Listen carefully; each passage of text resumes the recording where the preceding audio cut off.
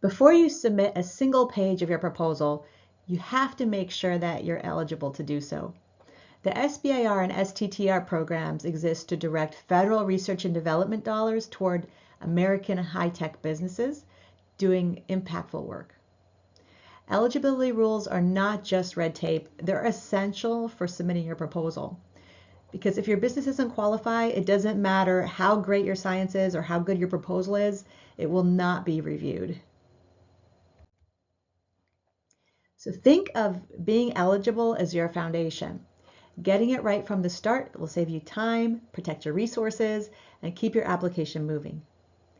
The federal agencies review eligibility at two critical times during Phase 1 and Phase 2. And a business that qualified at Phase 1 must still qualify when Phase 2 funding is on the table. So if you're not familiar with the SBIR and STTR program, the mission of the federal government is to turn small business innovation into actual commercial products and be impactful for our society. The SBIR, or the Small Business Innovation Research Program, funds early stage research and development at small business U.S. companies. And the STTR program, or the Small Business Technology Transfer Program, requires a formal partnership between your business and a nonprofit research institution, which is typically a university. So the difference between these two is that in SBIR, your small business concern is responsible for all the work. In the STTR, your small business will still be responsible, but in collaboration with that nonprofit research institution. So that distinction shapes how the work is divided and who the principal investigator has to be. And for STTR, there's often one on each side. So only one type of organization can apply for these programs, a U.S. small business concern. Universities, hospitals, and nonprofits can be partners or subcontractors, but they cannot be the applicant of record.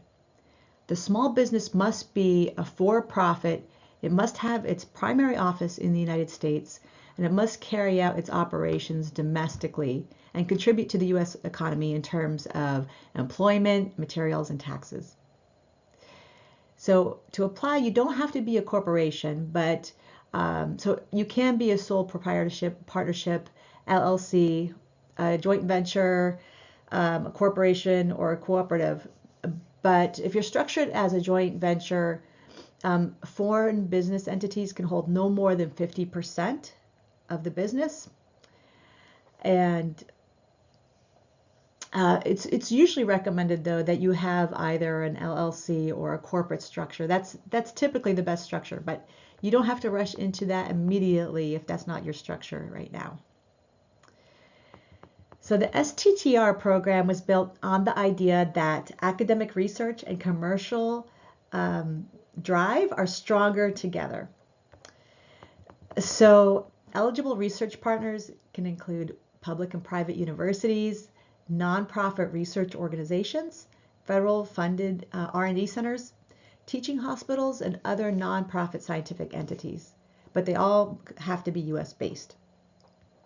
So a lot of these nonprofits bring into small businesses what they lack, sometimes in early stages, sometimes the help of postdoctoral researchers or PhD researchers, and deep technical knowledge is very advantageous for solving certain aspects of the development that they're working towards. And when you find this nonprofit potential partner, there's usually, it's not just a verbal agreement. You have to have a contractual obligation that kind of divides up the responsibilities. And in terms of a lot of these types of nonprofits, they're used to dealing with this, so their contract offices will help you do that. So the STTR requires a small business to perform at least, it depends on the agency, but it's usually at least 66.6% of the award for Phase 1 and at least 40% for Phase 2. The remaining work can go to other partners. So things like IP rights, data sharing, budget, and roles have to be agreed upon before the proposal is submitted. And this agreement is required as part of the submission. So what defines a small business? I've had so many clients come to me over the years saying, my business only has me and a few other people, or me and a few other contractors. And that's a typical SBIR or STTR applicant that I've helped in the past. Of course, the formal definition is you can have up to 500 employees. So you can have a little bit larger organizations to apply for SBIR. So that's the definition of a small business concern. So the core criteria covers these areas: operations and intent, legal structure, ownership, control, and employee size. So these are 4 gates and your business has to pass through all of them. So the first one is you're for-profit and you're US based. Your second one is you must have a legal form. Your business must have a legal form. The third is you must be majority owned and controlled by qualifying individuals or entities in the United States. And the other one, the fifth, I'm on fourth. The fourth one is that your affiliates, you or your affiliates must not employ no more than 500 people. So if you don't meet these basic eligibility requirements, your application will not go any further. So majority ownership isn't just about who holds the most shares, it's about who controls the company. So there are 3 approved ownership paths. The standard path, which applies to both SBIR and STTR, requires more than 50% ownership and controlled by US citizens, permanent residents, or you could be qualifying US owned entities like an Indian tribe. Regarding venture capital and joint ventures, the SBIR does open a second door for venture-backed companies. STTR does not, though. So if you're wanting to apply for SBIR, a business could be majority owned by multiple venture capital operating companies or hedge funds or private equity firms, as long as no single firm holds more than 50%, unless it qualifies as a small business itself. For joint ventures, every participating entity must independently meet the ownership requirements. And if your business is VC majority owned, you're not eligible for STTR at all.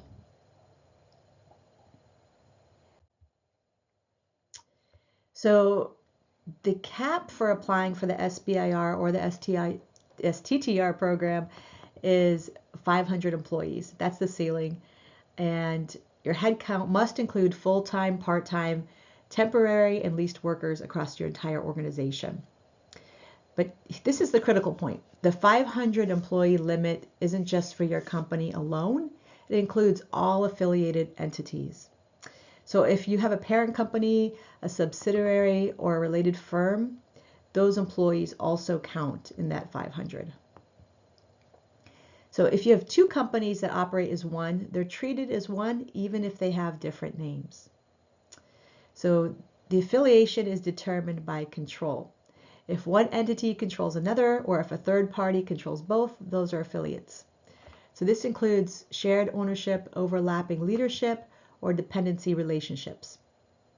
This also includes special cases, like if your company is owned through an employee stock ownership plan or trust, each trustee, plan member, and beneficiary is counted as an owner for eligibility purposes.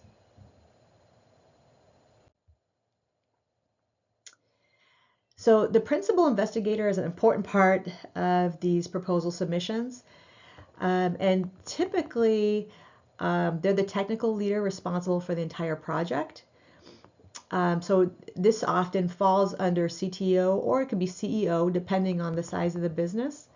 Because a lot of small businesses that apply for this program don't have, an official CTO yet. It's often they're founded by a technical person. So these proposals require that you clearly state what the PI will do, how much of their time is dedicated to the project, and what their relevant qualifications are. This is the accountability anchor for the research, and their credentials matter for applying to these programs. So you want to make sure that you choose a PI that has the proper qualifications to show that they can perform the work.